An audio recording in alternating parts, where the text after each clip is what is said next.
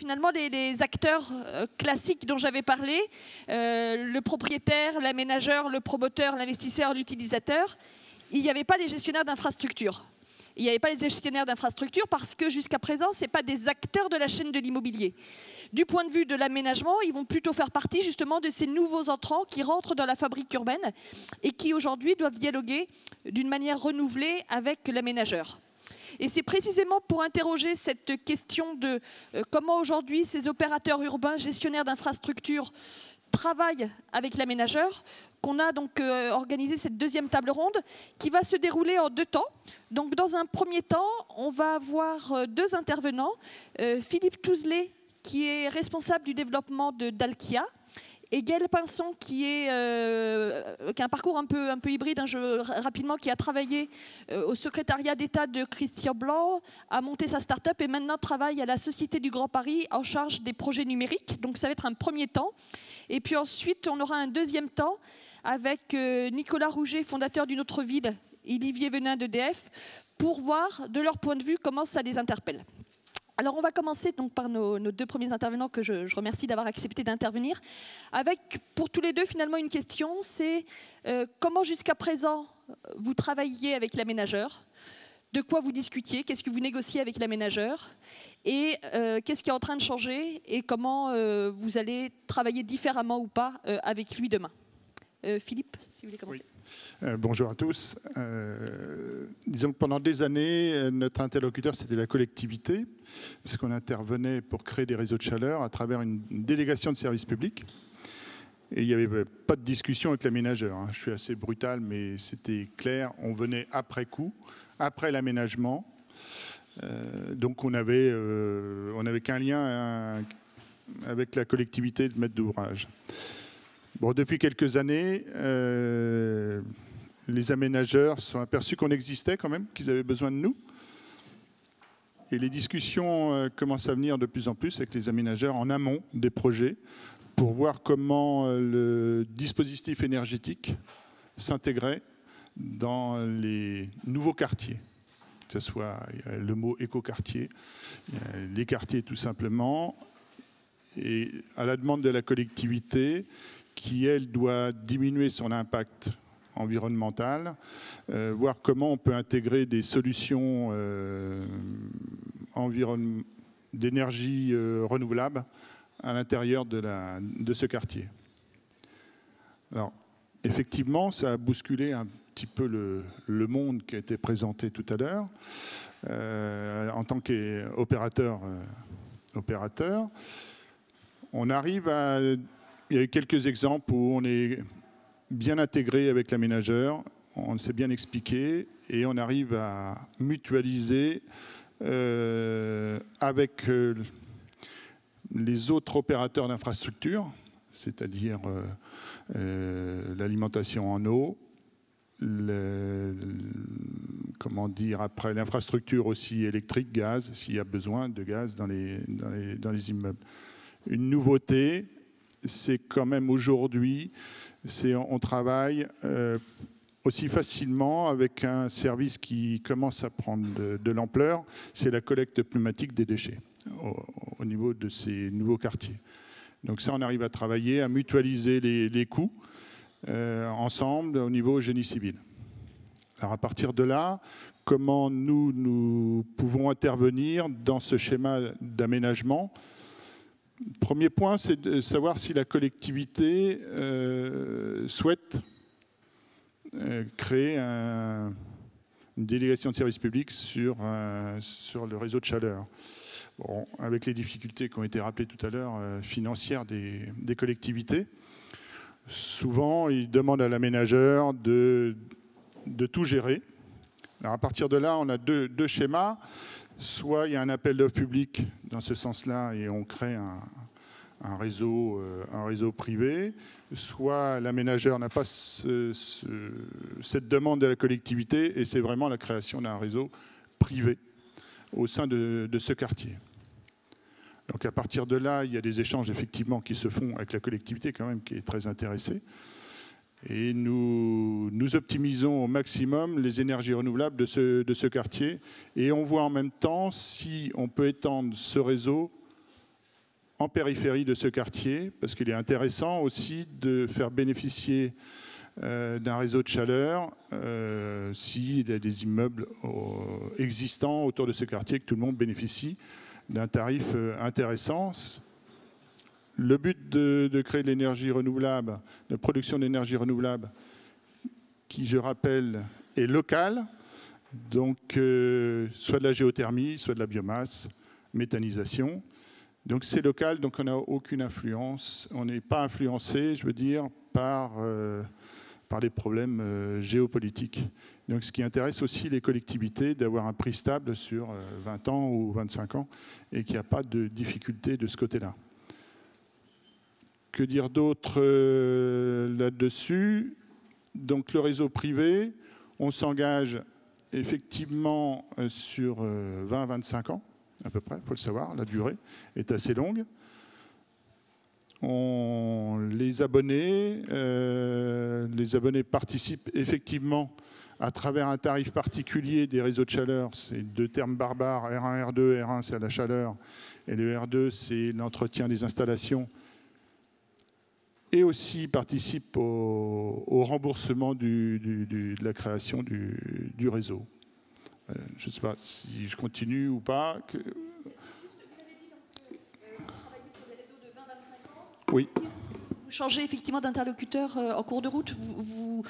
Au début, c'était pas trop l'aménageur, enfin un peu l'aménageur, même si vous ne parliez pas trop avec lui. Et après, c'est la collectivité. Alors, c'est vrai que sur un quartier, ça dépend de la structure juridique qui va être mise en place, soit une ASL, soit une AFUL.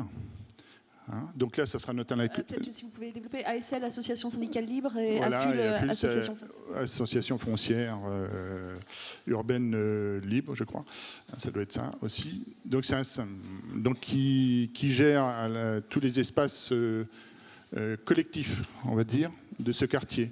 Aussi bien le réseau de chaleur que les espaces verts et tout ça.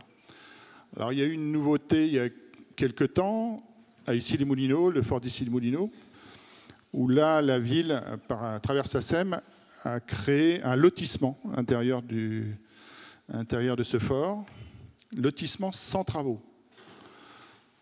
Donc ça, c'était particulier. Et les promoteurs, donc il y a 15 promoteurs sur l'opération, dont un était leader et qui a créé une AFUL sur l'aménagement des équipements d'infrastructure. Donc là, on avait un interlocuteur qui était l'AFUL, donc on a négocié avec eux. La ville souhaitait faire un exemple au niveau énergie renouvelable, c'est ce qui s'est fait. Il y a eu une mise en concurrence par l'AFUL, donc on a été retenu, ce qui est très bien pour nous. Et en même temps, il y a eu cette création de réseaux pneumatiques de collecte des déchets. Donc on a travaillé ensemble, à l'époque c'était Veolia, on a travaillé ensemble. Une fois que tout ça, ça a été réalisé, la FUL a été dissoute et la ville a repris la gestion des espaces verts, la collecte des déchets, enfin, le ramassage par la collecte des déchets. Et nous sommes restés en place pour gérer le réseau privé. Donc c'est vraiment un réseau privé qui va se terminer maintenant en 2030 à peu près. Voilà. Donc ça, c'est un exemple particulier qui pourrait s'adapter dans d'autres collectivités qui désirent ne pas investir sur le réseau de chaleur. Voilà, on pourrait, comme le temps est limité, donc j'arrête parce que sinon on peut y passer la journée. Voilà, si on veut rentrer dans le détail, si vous souhaitez autre chose. Non, et alors après, sur la convergence justement avec la collecte des déchets, donc vous aviez dit que vous étiez de plus en plus convergent, et oui, ça c'est effectivement... C'est au niveau mutualisation des travaux. Concrètement, ce sont les mêmes tuyaux qui servent aux deux.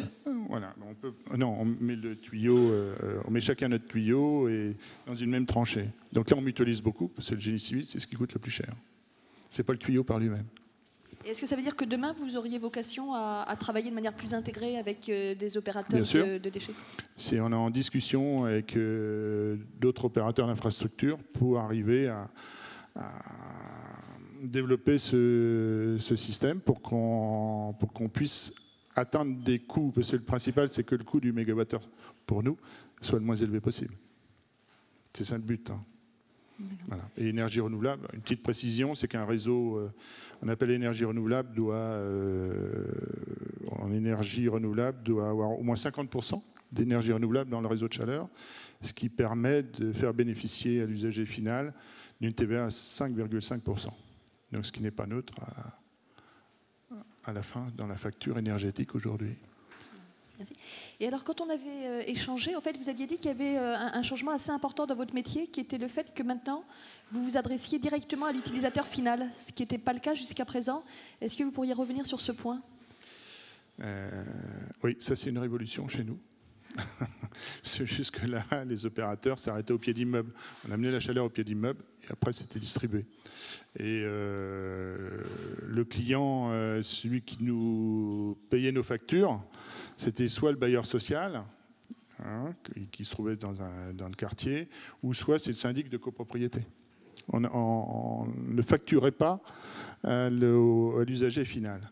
Donc aujourd'hui, c'est en pleine évolution chez nous, puisque maintenant les nouvelles normes, nouvelles contraintes, on va dire ça comme ça, imposent des compteurs individuels. Donc c'est une révolution chez nous d'arriver à facturer à l'usager final. Donc comme maintenant on est adossé à un grand groupe qui sait le faire, qui s'appelle EDF. Qui s'appelle EDF, qui facture à l'usager final, je pense qu'on arrivera à terme à faire des factures uniques pour tout le monde. Et ça, c'est une grande évolution dans la grande maison. Et au-delà de la facture, est-ce que ça veut dire que ça vous amène à proposer des services nouveaux ? Oui, à terme, on proposera des services nouveaux. Effectivement, je ne veux pas vendre EDF parce que c'est ma maison mère, mais moi, je ne peux pas faire autrement que dire qu'on pourra proposer des services avec les... Bon, il y a les nouveaux compteurs Linky, il y a les objets connectés. Le but, c'est que pour nous, concernant le chauffage, c'est que chacun puisse régler sa température individuelle. Aujourd'hui, on ne peut pas le faire, puisque les installations sont comme ça, mais demain, enfin, à partir de maintenant, il y aura des compteurs individuels, donc chacun pourra gérer son chauffage, son énergie, sa consommation. Et ça nous permet aussi, à terme, et ça intéressera la collectivité, je pense, s'il y a des gens en précarité énergétique. À terme, on pourra remonter des informations et savoir s'il y a des difficultés des habitants, s'ils ont du mal à se chauffer et pourquoi. Donc on verra tout de suite les incidences de consommation et on pourra donner l'information à la ville en sachant que bien là, il y a un problème. Est-ce que c'est pas un problème technique, mais il semble qu'on a un problème de précarité énergétique à terme. Donc ça, c'est intéressant pour la collectivité, savoir ce qui se passe sur sa ville. Parce qu'on a quand même beaucoup de copros dégradés en Ile-de-France.